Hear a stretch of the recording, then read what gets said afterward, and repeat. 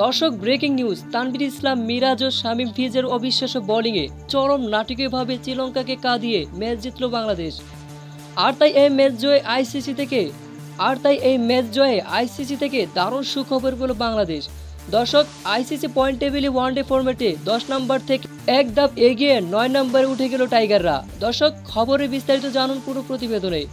কলম্বো স্টেডিয়ামে টসে জিতে আগে ব্যাটিং করার সিদ্ধান্ত নেয় বাংলাদেশ। প্রথমে ব্যাটিং করে 248 রানের টার্গেট ছুড়ে দেয় প্রতিপক্ষকে।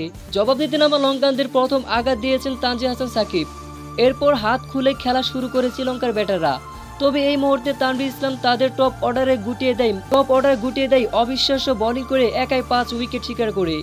এরপর এদিন বেশ ভালো বোলিং করেন দলের শামীম, মিরাজ এবং ফিজরা, যার ফলে টাইগারদের অবিশ্বাস্য বোলিংয়ে শেষ মুহূর্তে চরম নাটকীয়ভাবে অল আউট হয়ে গুটিয়ে যায় শ্রীলঙ্কা।